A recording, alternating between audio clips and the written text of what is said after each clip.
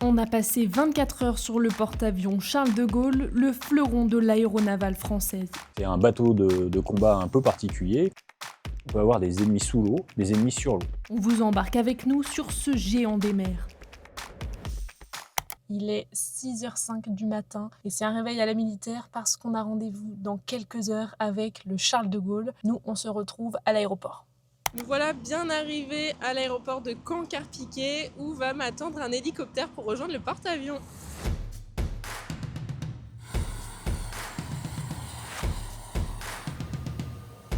J'ai enfilé une combinaison étanche et c'était parti.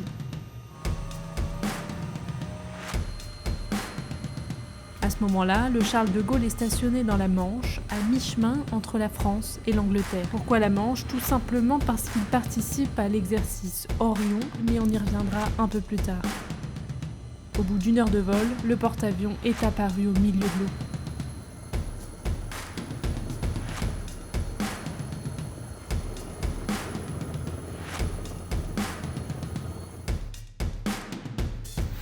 Bienvenue à bord du porte-avions Charles de Gaulle. C'est un bateau de combat un peu particulier. Particulier certes, hors norme aussi, il faut imaginer un navire de 260 mètres de long qui pèse plus de 40 000 tonnes, propulsé par 2 réacteurs nucléaires et qui surtout peut faire voler et ramasser des rafales en moins de 100 mètres alors que c'est le quadruple à terre. C'est bien sûr son commandant qui en parle le mieux. La particularité de ce bateau, c'est qu'il est unique. C'est, en tout cas en France, c'est le seul à être capable de mettre en œuvre des avions. Et nous, sur ce bateau, potentiellement, c'est jusqu'à 30 avions de chasse. Aujourd'hui, on en a pour cet exercice à peu près une vingtaine.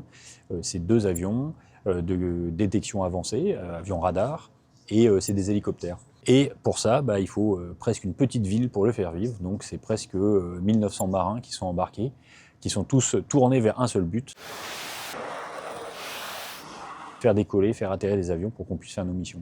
Et définir ces missions, coordonner autant de marins et mettre en service les différents aéronefs, ça nécessite une hiérarchie un peu complexe. Je suis commandant du groupe aérien embarqué, Chef du groupement opération. chef du groupement du soutien technique aéronautique. Chef du service pont d'envol. Le directeur de la division à pontage à bord du porte-avions. Alors pour bien comprendre, je vous ai fait un schéma simplifié. On a d'abord le porte-avions, c'est-à-dire le navire en tant que tel, ainsi que son équipage. Il est commandé par le capitaine de vaisseau Thomas Puga. Il embarque à son bord un groupe aérien embarqué, c'est-à-dire des avions, des hélicoptères et leurs équipages, dont la composition change selon la mission. Il est commandé ici par le capitaine de frégate Sébastien. Un groupe aérien, c'est indissociable du porte-avions. Et ça en fait un outil de puissance. En fait. On n'est pas à bord en permanence. Les Rafales, on est basé à l'Andivisio. Les flottilles de guet aérien viennent de Lorient dans le Morbihan et le Caïman, il vient d'hier. Les avions et le porte-avions, c'est une seule pièce. Et c'est 2 faces de la même pièce. Le porte-avions est escorté de différentes frégates, voire d'un sous-marin nucléaire. Le tout est chapeauté ici par un état-major embarqué, le French Strike Force. Le contre-amiral Thibaut de Possès est à sa tête. L'état-major embarqué coordonne ainsi les différents éléments du groupe aéronaval ainsi constitué et il fait l'intermédiaire direct entre l'état-major à Paris et les différents commandants sur place. Maintenant qu'on y voit un peu plus clair sur le commandement du porte-avions, passons aux choses sérieuses, les dernières vérifications avant le départ des Rafales. Oui, ici le bateau Watch Captain. Oui. Vous pouvez me confirmer qu'on va pouvoir mettre en œuvre l'hélicoptère? Très bien, merci, je rencontre l'amiral. Merci. Ici, au central d'opération, on a 12-15 marins qui tournent en permanence, un peu plus quand on est en situation au poste de combat, par exemple. Et ils ont pour rôle d'établir la situation tactique. Ce qu'on appelle la situation tactique, c'est avoir les idées claires sur tout ce qui vole, tout ce qui flotte, tout ce qui est sur l'eau autour de nous. Chaque bateau a ses propres senseurs et on est capable de partager ce qu'on voit par des liaisons de données. Et donc, on a une situation tactique commune entre tous les bateaux de la force. Voilà. Et ça représente une surface, quand on a nos aéronefs en l'air et les bâtiments répartis, on est à peu près capable d'avoir une situation sur une zone de la taille de la France métropolitaine. Et quand la voie est libre, il reste un paramètre important. Là, ici, vous avez le report des mesures sur les plafonds nuageux. L'objectif, c'est de savoir où est-ce qu'on va pouvoir récupérer les avions, dans quelles conditions, est-ce qu'on va pouvoir en recatapulter d'autres. Voilà, là, c'est un peu tout le travail là, des équipes qui sont derrière, de donner ces informations à la passerelle et aux pilotes. Dans l'équipe météo, actuellement, nous sommes 10.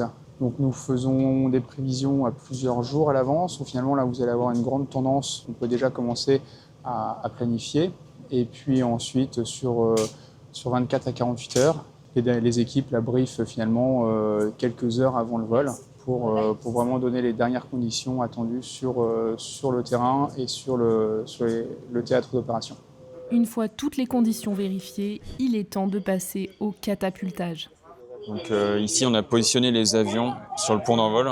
Ça permet en un coup d'œil de visualiser où sont nos avions. Donc là, pour le prochain départ, on a ces trois-là qui vont mettre en route.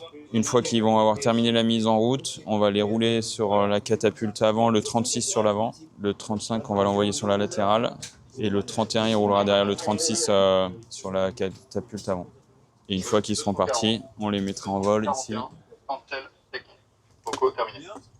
C'est millimétré parce qu'on a beaucoup d'avions et finalement on a très peu de place. En général, on a une vingtaine d'avions à bord, plus quelques hélicoptères. Le Charles de Gaulle, sa particularité, c'est qu'on fait soit des catapultages, soit des ramassages. On ne fait pas les deux en même temps. Et donc on a besoin en permanence d'optimiser l'espace, d'optimiser le stationnement dans les hangars.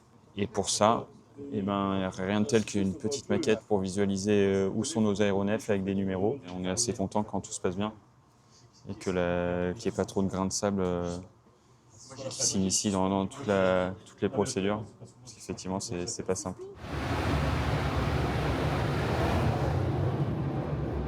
Bon, malgré mon entraînement sur simulateur à la rédaction, ils ne m'ont pas laissé essayer les Rafales. Je comprends vraiment pas pourquoi. Mais on est quand même sortis pour aller les voir. Sur le pont d'envol, des dizaines de chiens jaunes positionnent les avions et signalent les instructions. Sur le porte-avions, on ne parle pas de décollage mais de catapultage. Pourquoi ? Eh bien rappelez-vous, la piste est trop courte pour un décollage classique, donc les avions sont envoyés dans les airs à l'aide d'une catapulte à vapeur. Quand il est prêt à partir, le Rafale est accroché au sabot de la catapulte. Quand le top départ est donné, en quelques secondes, il passe de 0 à 250 km/h.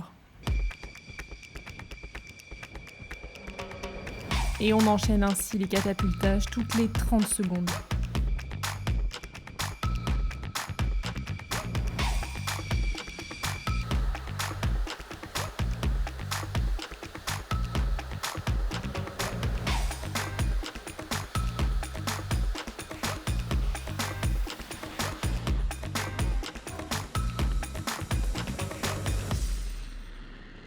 Une fois leur mission remplie, les Rafales sont récupérés sur le Charles de Gaulle, direction cette fois l'autre côté du pont d'envol pour voir ça.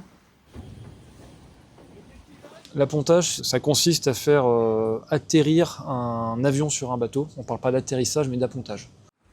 Il est un peu haut. Il est à droite. Je ne prends pas.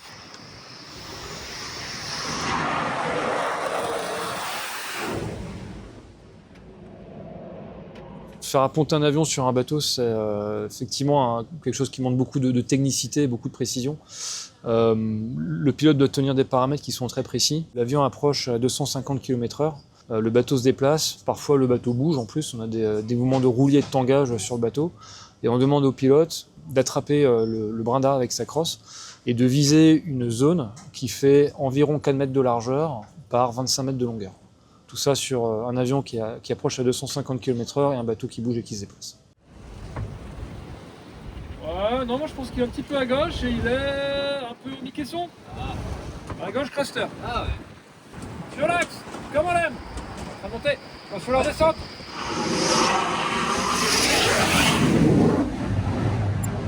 Normalement, les pilotes savent se poser seuls sans l'aide des officiers d'appontage. On est juste là pour surveiller que tout se fait en toute sécurité, que le pont est prêt pour les accueillir, que l'avion précédent a dégagé. Là, les conditions aujourd'hui sont quand même assez délicates. On a beaucoup de vent, on a un bateau qui bouge également, on a des phénomènes de roulis et de tangage. Puis surtout, on a une visibilité qui est très mauvaise et des avions qui sortent de la couche nuageuse tardivement, qu'on arrive à voir tardivement.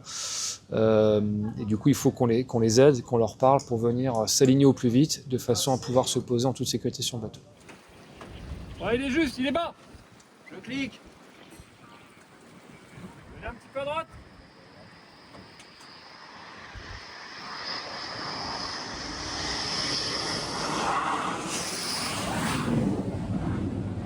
Là, C'est mission réussie. Alors, il y en a un qu'on n'a pas réussi à faire apponter tout de suite parce que les conditions, le pont a commencé à bouger un petit peu trop au moment où il arrivait. Donc on a préféré le renvoyer, il a refait un tour, il s'est posé à la deuxième passe et l'autre avion a réussi à apponter à la première passe sans difficulté.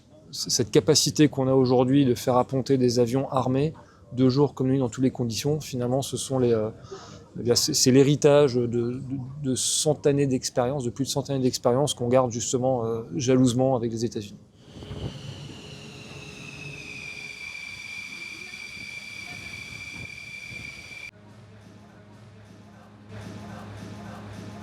Les avions sont en train de rentrer, on les entend qu'ils sont en train d'apponter et une fois qu'ils ont apponté, si jamais il y a de l'entretien à faire, on va les faire descendre soit par l'ascenseur avant, soit par l'ascenseur arrière.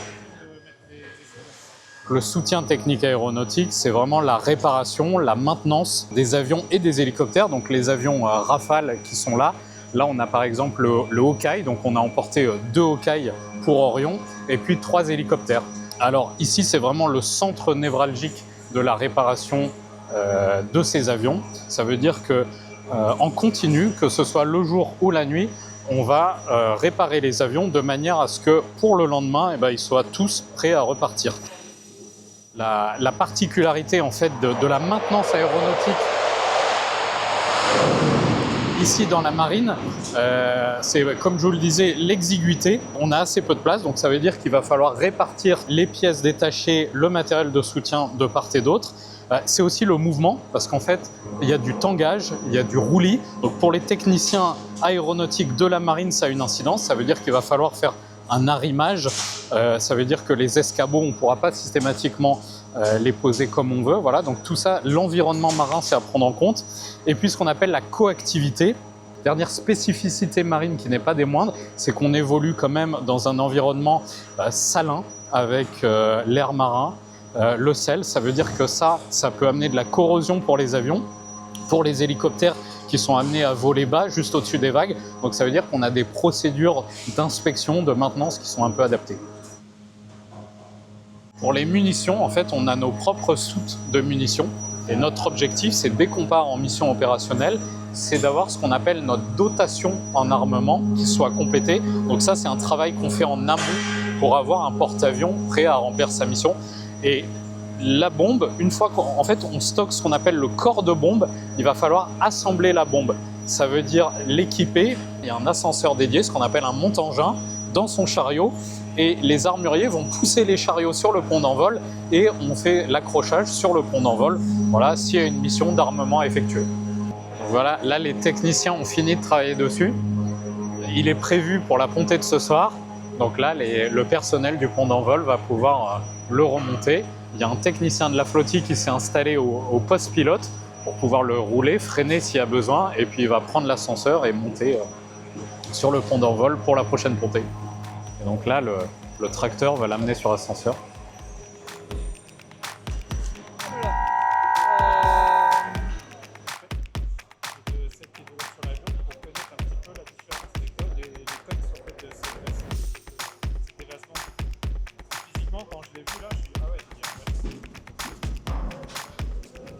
L'atelier moteur, en fait, c'est l'un des 10 ateliers qu'on a pour régénérer notre matériel. Comme je vous disais, les techniciens des flottilles déposent les pièces, déposent par exemple des moteurs, et nous, l'objectif, c'est de les réparer, de ce qu'on appelle de régénérer du potentiel. Ça veut dire de leur redonner des points de vie, en fait, pour pouvoir repartir. Le moteur du Rafale est modulaire, on peut le découper en tranches et chaque tranche, l'inspecter, la réparer, et donc c'est à l'atelier moteur que ça se passe. Bonjour. L'objectif, c'est d'avoir des moteurs neufs qu'on va pouvoir tester avant de mettre sur Rafale. Donc c'est aussi pour ça qu'on a un banc de test. On peut aller voir le banc des réacteurs si vous voulez. On est privilégié sur le bateau parce qu'on a une terrasse, vue mer. Et du coup, c'est ici qu'on démarre le moteur. Donc il y a la flamme qui sort ici. Ici, on est environ on est à pas loin des 1600-1700 degrés. On aspire par ici et on éjecte par ici du coup. Et du coup, c'est pour ça qu'il y a un personnel à l'intérieur et qu'on est obligé d'évacuer le pont au-dessus pour être sûr de gêner personne. Dès qu'un moteur rentre à l'atelier pour échéance, pour entretien, dès que son entretien est terminé, on est obligé de le passer au banc ici pour être sûr que lorsque le pilote demande 100% de puissance en sortie de catapulte, il ait ses 100% de puissance. Il vaut mieux être sûr. Sur l'armée de l'air, il y a une piste de 3 km, nous on n'a que 70 mètres. Voilà. Et dans le reste du bateau, avec le jour qui décline, toutes les lumières ont été passées en mode nuit. On se croirait un peu dans un sous-marin. L'heure pour nous de faire un point sur l'exercice Orion. C'était donc un exercice de très grande ampleur, donc ce qu'on appelle à l'échelle d'un théâtre, globalement, la façade atlantique, je ne vais pas dire toute l'Europe, ça serait un petit peu exagéré, mais en tout cas la France, et donc toutes les approches. La partie exercice, elle est là pour s'entraîner. La partie signalement stratégique, c'est d'essayer de montrer nos capacités pour expliquer d'une part, éviter la guerre. On a démontré qu'on pouvait travailler à plusieurs, qu'on pouvait faire des actions militaires de très grande ampleur, dans la gamme de la haute intensité, pendant de nombreuses périodes. Donc c'est vraiment le double volet, je dirais, d'Orion. Vous pourrez retrouver sur Ouest France et sur nos réseaux sociaux les différentes vidéos consacrées à l'exercice Orion. Après les dernières manœuvres de nuit,